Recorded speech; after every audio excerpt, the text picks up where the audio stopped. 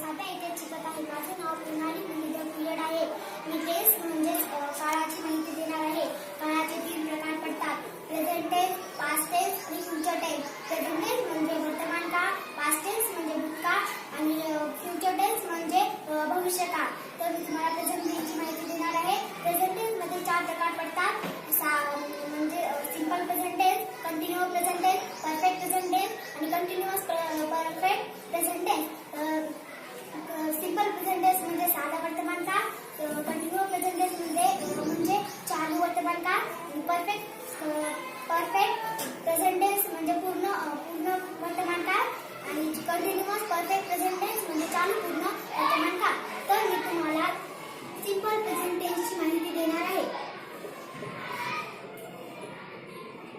Simple present tense म्हणजे साधा वर्तमान काळ.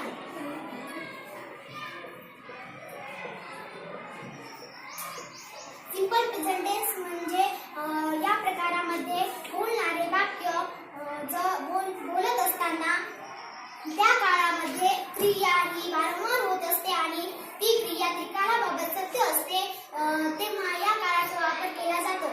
आणि सकाळपासून रात्री झोपेपर्यंत दररोजच्या क्रिया सांगण्यासाठी आपण सिंपल प्रेझेंट टेन्सचा वापर करतो. त्यामध्ये example, I get up early in the morning.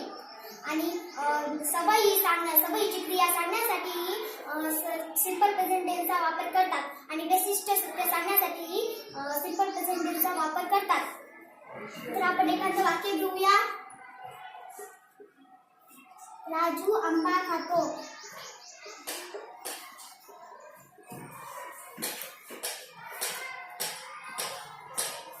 यामध्ये आपण आता कर्ता ओळखायचं कसं ते जाणून घेणार आहोत. कर्ता ओळखण्यासाठी कर्माला आणि क्रियापदाला कोणते प्रश्न विचारावा लागतो. तर आपण प्रश्न विचारूया. कोण आंबा खातो? राजू आंबा खातो. राजू काय भेटला आपल्याला? कर्ता भेटला. नंतर क्रियापद बघूया, नंतर कर्म बघूया. कर्म ओळखण्यासाठी कर्त्याला आणि क्रियापदाला काय प्रश्न विचारावा लागतो. चला आपण काय प्रश्न विचारूया. राजू काय खातो? राजू आंबा खातो. आंबा काय आला? कर्म आला. नंतर क्रियापद ओळखण्यासाठी आपल्याला क्रियादर्शक शब्दाचा वापर करतात. क्रियादर्शक शब्द कोण आहे? खातो, म्हणून ते क्रियापद आहे. आता आपण थोडं इंग्रजीकडे वळूया. इंग्रजीमध्ये कर्त्याला सब्जेक्ट असे म्हणतात आणि कर्माला व्हर्ब असे म्हणतात, ऑब्जेक्ट असे म्हणतात आणि क्रियापदाला व्हर्ब असे म्हणतात. चला आता आपण सिंपल प्रेझेंट टेन्सची रचनेकडे वळूया. रचना काय आहे? सिंपल प्रेझेंट टेन्सची रचना आहे subject plus V1 plus S/ES plus object. आपण एखादं वाक्य घेऊया. त्या रचनेनुसार आपण ते वाक्य बनवूया. मी शाळेत जातो.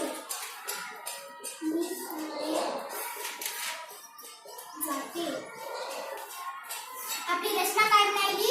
पहिल्यांदा सब्जेक्ट घ्या म्हणजेच कर्ता घ्या. कर्ता ओळखण्यासाठी मी सांगितलं होतं कर्माला आणि क्रियापदाला कोणते प्रश्न विचारावे लागतात. त्याला आपण कोणते प्रश्न विचारूया. कोण शाळेत जातो? मी. मग काय आला? मी ते सब्जेक्ट आला म्हणजेच आय. नंतर क्रियापद काय म्हणते रचना? क्रियापद घ्या. नंतर V1 म्हणजे जातो. क्रियादर्शक शब्द कोण आहे? ते जातो. मग जातोला गो. आणि बोलणारी व्यक्ती जर द्वितीय पुरुष एकवचनी असेल तर क्रियापदाला S किंवा S ते लागतो. पण इथे एकवचनीच आहे, द्वितीय पुरुष एकवचनी नाही, म्हणून इथे S किंवा S ते लागत नाही. मग नंतर ऑब्जेक्ट म्हणत आहे. ऑब्जेक्ट काय आहे? शाळेत. मग I go.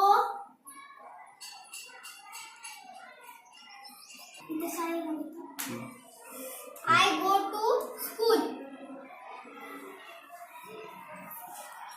I go to school. आपण अजून एक अभ्यासासाठी दुसरं वाक्य घेऊया. ती दररोज हसते. तर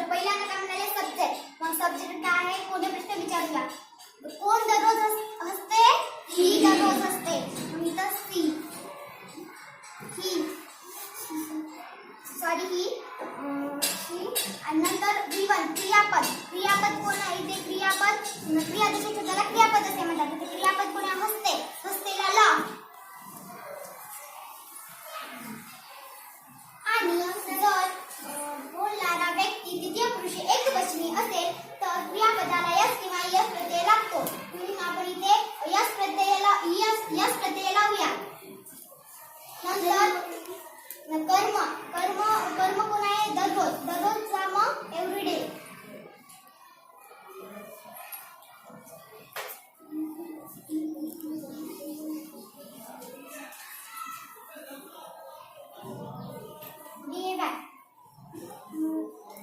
एवढीच होती आपली आज सिंपल प्रेझेंटेची माहिती.